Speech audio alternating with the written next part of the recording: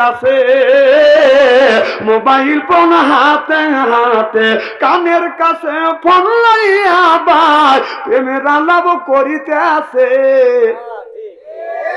কি যাদের কাছে আছে টাচ ফোন ভালো থাকে না ওদের মন, কথা বুঝতেছেন না? যাদের কাছে আছে টাচ ফোন ভালো থাকে না ওদের মন। ওরা প্রেম করে খাইছে ছাকা বাদান, ওদের নাই বাদান টাকা, যার নাই অর্থ প্রেমে হয়ে গেছে বাদান ব্যর্থ। প্রেম করে খাইছে ছাকা হয়ে গেছে বাদান বাঁকা, মন হয়েছে ফাঁকা রাগ করে চলে যায় ঢাকা। এরা কয় ঠিক। এই যে আজকে এখানে ওয়াজ হচ্ছে, আগামীকাল বাজারে বাজারে স্টলে টলে তাফসীর হবে।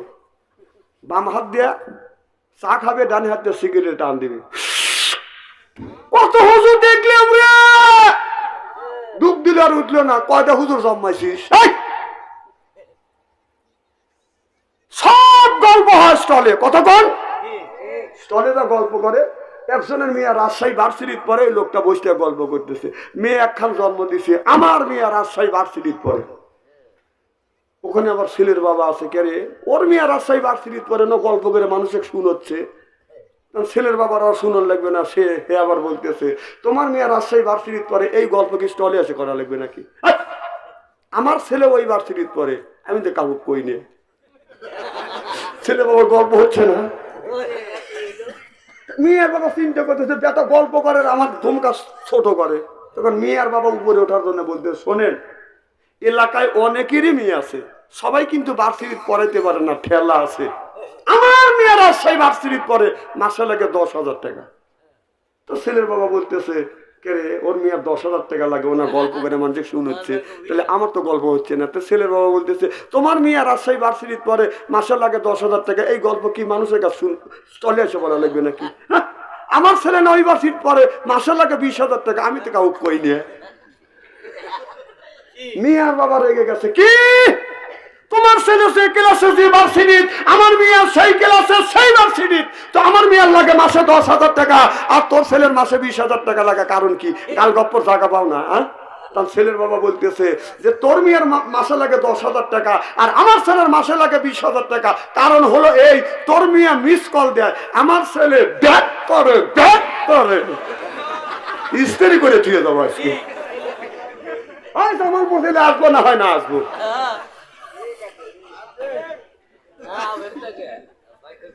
আমার ভাইয়ের আমার আল্লাহ বললেন নিজে বাঁচো, তোমার রাহেল পরিবারকে বাঁচা। আজকে নিজেও বাঁচলাম না, রাহেল পরিবারকে বাঁচাইতে পারলাম না, কারণ আপনার ওই ছেলের হাতে 10 বছরের ছেলের হাতে বাবা স্ক্রিন টাচ মোবাইল ফোন দিয়ে বাবা যাইয়া মেয়ের হাতে টাচ ফোন দিয়ে বাবা যাইয়া মসজিদে যা নামাজ পড়ে কাঁদতেছে, রব্বানা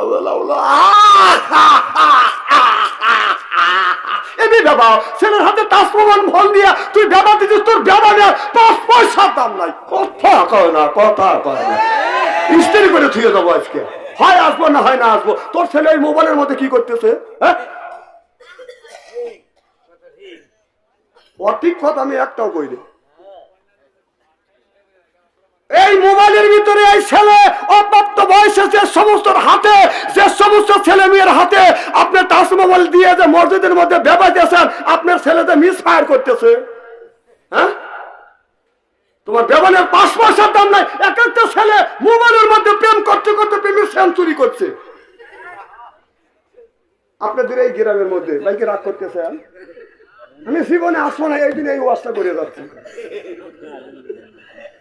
এই গ্রামের মধ্যে যদি 50টা যুবক যুবতী থাকে, এ বাবা সুতা হাতে রাগ করে চলে যাচ্ছে, কোনে যা দৌড়া।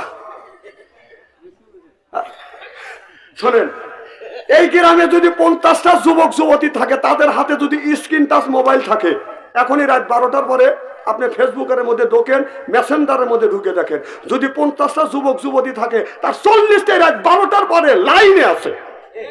দেখেন ওরা রাত 12টার পরে কি করতেছে, তাহাজ্জুদ নামাজ পড়তেছে। আর তুমি ব্যবহার হলে যায়, তোর ব্যবহারের 5 পয়সার দাম নাই। তুই আগে মরিয়েলে এই মোবাইলের মধ্যে ছেলে মেয়ে যত অন্যায় করবে, এই পাপ গুণী আপনার 3 ভাগে ভাগ করা হবে। 1 ভাগ মা, 1 ভাগ বাবা, আর 1 ভাগ ওই ছেলে পাবে। আর বাবা যদি মোবাইল কিনে দিয়ে যদি মরে যায়, ছেলে দুনিয়ার থেকে মোবাইলের মধ্যে যত আকাম কুকাম করবে সব ফ্যাক্সিলেট হয়ে বাবার কবরের ভিতরে যাবে। বিশ্বাস যদি না হয় মরে দেখেন। এই ওয়াজ সব মোল্লারা করবে চায় না। আসে ওই জাকারিয়া আলাইহিস সালাম গাছের মধ্যে ঢুকছে, গাছ সহ জাকারিয়া নবীকে কেটে ফেলছে। এই ওয়াজ আমি জানি, এই ওয়াজ করে মানুষকে আল্লাহর রাস্তায় আনা যাবে না, এটা অন্যায়, এটা করা যাবে না, এটা ন্যায়, এটা করতেই হবে। ন্যায়ের পক্ষে কথা বলতে গেলে জেল খাটার দরকার হলে জেল খাটবো, জরিমানা দেওয়ার দরকার হলে জরিমানা দেবো, প্রয়োজন হলে ফাঁসির মঞ্চ উঠবো, বাতিলের সাথে অবস্থায়। হোসেন আলম ভাই আগামী বছর আনার জন্য মিটিং করবে, আপনারা বলে না না না বাচ্চা আনতে কানা দেবে না, খারু আছে প্যারাক বিদায়। কত ভালো মৌলানা আছে, আমার শাস্তুবার খালাতুবার শালা একটা আছে, ওক নিয়ে এসো, টাকা পয়সা দেওয়া লাগবে না, আমি তো টাকা পয়সা দেবো, আমার বাড়ি খানা পিনে করবে। আমি লিয়াগা লিয়াগা কিয়ামতের ময়দানে কত মৌলানা নামাজ রোজা হজ জাকাত করিয়া কানতে কানতে দোজকে যাবে। তুইও যাস আর আমিও যাবো, দেখা যাবে তুই কোন আর আমি কোন। বড় বড় চোখ করে টাকা রয়েছে, আপনাদের বড় বড় চোখ দিকে টেবিলে নিচে মাথা দেবো নাকি? আমার ভাইয়ের আমার নিজে বাঁচো, তোমার আহেল পরিবারকে বাঁচাও। আজকে নিজেও বাঁচলাম না, আহেল পরিবারকে বাঁচাইতে পারলাম না। আমার ভাইরা আমার ভালো করে লক্ষ্য করে শুনুন যে কথা বলতেছিলাম। একটা ছেলে মিয়া প্রেমের সেঞ্চুরি করছে, একটা ছেলে 8টা প্রেম করছে, করার পরে বিয়ে করছে, ওইটা দিয়ে হয়েছে 9টা। বাসর ঘরে একটা নিয়ম আছে, কেউ যদি বাসর ঘরে যাইয়া আপনার 4টা জায়গা বিবিকে যদি চুমা দেয়, কুব্বালাতি খাতনি, কুব্বালাদি ইয়াদি, কুব্বালাদি রেজবি, কুব্বালাদি আয়না আইনি, 4টা জায়গা বিবির যদি 4টা অঙ্গে চুমা দেয়, 4টা জায়গা চুমা দিয়া 2 রাকাত নফল নামাজ পড়ি আল্লাহর কাছে হাত তুলে যদি মোনাজাত করে, স্বামী স্ত্রী এই 2 রাকাত নামাজ পড়ি আল্লাহর কাছে হাত তুলে যদি মোনাজাত করে, স্বামী স্ত্রীর জীবনের শুরু থেকে বাসর ঘরের আগ পর্যন্ত যত গুণ করবে সব গুণ আল্লাহ মাফ করে দিবে। কাজ করা লাগবে কয়টা? আরো জোরে। ওই ছেলে বছর করে যাইয়া 4টা কাজও করে নাই, নফল নামাজও বাদান পড়ে নাই, কিন্তু ছেলেটা বাসর ঘরে যাইয়া মনে মনে চিন্তা করতেছে আমি 8টা তো প্রেম করছি, মানে 8টা বউ, এইটা দিয়া 9টা মনে হয় এই বউ হলো সলিড। বাসর ঘরে যা বলতেছে, বিবি আমি ঠকি নাই, আমি ঠকি নাই রে। বউ কইলা আজকে তোমার আমার বাসর ঘর, এই বাসর ঘরে 2জন নামাজ কালাম পড়বো, সুখ দুঃখের কথা বলবো, আল্লাহর কাছে গুনাহ মাফ চাবো, আর তুমি আনন্দের সাথে গান গাচ্ছা। কয় বিবি আজকে আমার সাথে আনন্দ মানুষ আল্লাহর জমিনে হয় না। কি হয়েছে? কয় বিবি আমি ঠকি নাই, আমি ঠকি নাই রে, তুই আমার 9 নাম্বার বিবি। ও সব বলেছে আমার আগে 8টা, কয় তোক দিয়ে 9টা। বউ এইটি শুনে খাতের উপরে থপ্প সব হয়ে গেছে। বউ কয় আল্লাহ কানের বগল দিয়ে আমাকে বাঁচাইছে। কে রে? তোর কানের পাশ দিয়ে আল্লাহ বাঁচাইলো, কারণটা কি? স্বামী আমি, বউ বলতেছে স্বামী আমি ঠকি নাই, আমি ঠকি নাই রে, তুমি আমার 10 নাম্বার স্বামী রে। আমার আগে 9 টাকা, তোক দিয়ে 10টা। আল্লাহ বললেন আল খবিসাতুল লিল খবিসা আল খবিসুনা লিল খবিসা, খবিস মার্কা ছেলের ভাগ্যে খবিস মার্কা বউ মিলবে, আর খবিস মার্কা ওর সাথে খবিস মার্কা বাদান স্বামী মিলবে। কথা তো তুমি ভাবছা যে 8টা ফাঁকি দিয়েছে 9টার কাছে সলিড পাইছে, তুই যদি 9টা করিস ও 10টা ফেল করে দিয়েছে। কথা কি আমার কথা বললাম না আল্লাহ 1450 বছর আগে বসে দিতে কবিতের কথা? কোরআন হাদিস দিয়ে বর্তমান প্রেক্ষাপট মিলিয়ে কথা বলি, শুধু একমাত্র আপনাদের জাহান্নামের হাত থেকে বাঁচানোর জন্য। কালকে তো খুব বকবক করবেন না যে বাচ্চা অঞ্চলে কানছিল, রাগ করতেছেন মনে হয়, তাই না? নারায়ে তাকবীর। আর যদি ঘন্টাখানি আলোচনা করে আসেন তো ইনশাল্লাহ। আমার ভাই আমার ওই দিকে যেতে চাই না। আল্লাহ বললেন ওয়া কদা রব্বুকা, হে বান্দা আমার দাসত্ব করো, আল্লাহ তাবুদু আমার গোলামি করো, ইল্লা ইয়াহু আমার বন্দেগী করো, ওয়া বিল ওয়ালিদাইনি ইহসানা। আল্লাহ বলে বান্দা আমার দাসত্ব আর আমার গোলামি করবার পরে তোমরা তোমার নিজ নিজ পিতা মাতার খেদমত করো। আজকে মা হইছে বুড়ি, গার্দাইতে মার বুড়ি, বাবা হলো বুড়ো, পিঠের উপর ধরে ধরে বুড়ো, শ্বশুর হতে আব্বাজান, শাশুড়ি হতে আম্মাজান, বিয়ে করছে পিয়ারা জান, ওরাই সব জানের জান, পরাণের পরাণ জোরকন ঠিক কিনে। আজ মার কথা লাগে না ভালো, মার কথা লাগে না ভালো, শাশুড়ির কথা মিষ্টি, বাবার কথা নিমতিতে, শ্বশুরের কথা চিনি, বাবার কথা নিমতিতে, শ্বশুরের কথা চিনি।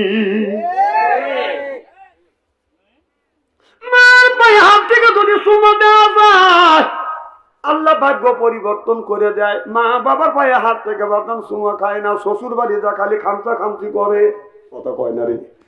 নেকি আছে কোথায় আর নেকি রইছে কোথায়, নেকি আছে কোথায় আর তালাশ করে কোথায়। তাম পৃথিবীর শ্বশুর আর শাশুড়িকে এক জায়গা করিয়ে দোয়া করতে বলবেন, আর গ্রামের যে কোনো ছেলের মা আর বাবাকে দাঁড় করাইয়ে মা বাবা আর অথবা মা অথবা বাবা যে কোনো একজন বাজান দোয়া করবে। তাম পৃথিবীর শ্বশুর শাশুড়ি বলবে আল্লাহ এই যে জামাইকে তুমি বেহেশতে দিও। আল্লাহ শুনতেও পারে নাও পারে। আর আপনার মা অথবা আপনার আব্বা যদি বলে আল্লাহ আমার সন্তানটাকে তুমি দেখো, বলতে দেরি আল্লাহর আরশে আযমে পুছতে দেরি নে।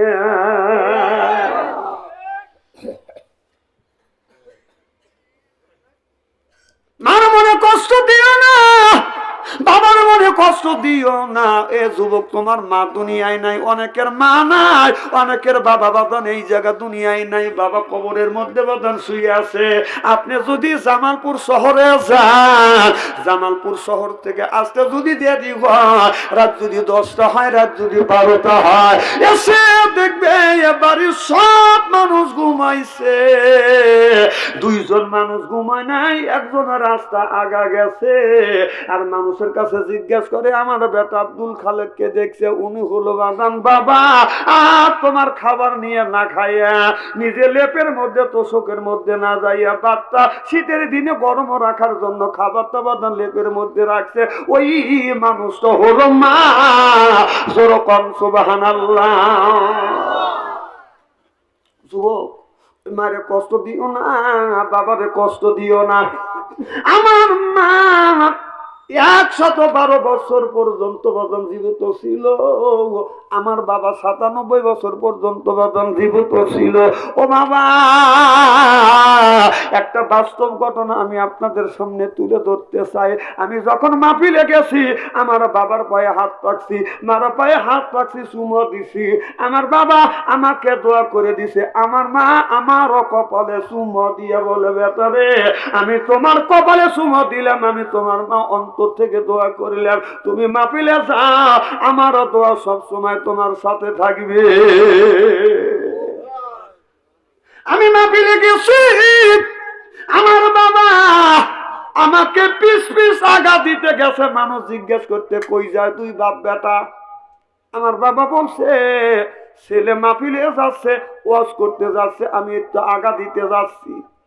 আমার বাবা তখন তো মাইকো নেই নাই, বাইসাইকেলও ছিল না, ভেঙে ভেঙে গেছি। আমার বাবা বাসের স্ট্যান্ডে আসি আমাকে বাসে চড়াইয়া আমাকে বলছে বেটা তুমি কয়টায় আসবে। আমি বললাম বাবা আমি 12টার সময় আসবো, 12টার সময় আসবো বলে চলে গেছি। বাড়ির বাবা আসছে, ঈশার নামাজ পড়ছে। মা বলছে বেটা কয়টায় আসবে, কয় 12টায় আসবে। আব্বা বলে সোয়া লাগবে, মা বলছে সোয়া লাগবে না, যাও বেটাকে তুমি আগা নিয়ে আসো, ছেলেটা আমার ভয় পাবে। শীতের দিন কোন কোন শীতের মধ্যে ও বাদান, তখন তো বাদান আপনার শীতের তেমন পোশাক ছিল না, পাতলা হলুদ রঙের নীল রঙের বাদান চাদর ছিল। কথা কন এই চাদর গায়ে দিয়ে কোন কোন শীতের মধ্যে পাতলা একটা পাঞ্জাবি গায়ে দিয়ে বাবা বাদান বাদান দ্বারা আছে। ও বাদান, যখন একটা গাড়ি আইছে বাবা মনে করছে বেটা আইছে, বাবা দৌড়া গেছে, সব মানুষ নাচছে কিন্তু আমি নাই। এইভাবে বাদান 12টা হয়ে গেছে, বাদান 1টা হয়ে গেছে, 2টা বাজে আমি আসি নেই। 3টার সময় যখন আসছি ঘন কুয়াশা, বাস থেকে যখন নামছি বাবা আগা গেছে বাসের কাছে, যা দেখি এসে দেখি আমার বৃদ্ধ বাবা 97 বছর বয়স, বাদাম থর থর থর থর করে কাঁপতেছে, বাবার গায়ে হাত দিছে, হাত ঠান্ডা, কপাল ঠান্ডা। আমি বলছি বাবা আপনি দাঁড়ানোর কেন কষ্ট করো? বাবা বলো না তারে কোনো কষ্ট, তুমি যখন বাস থেকে নামিয়া আমাকে আব্বা বলে ডাক দিয়েছো, আমার শরীরের শীত চলে গেছে। আমি বলছি বাবা এরকম কষ্ট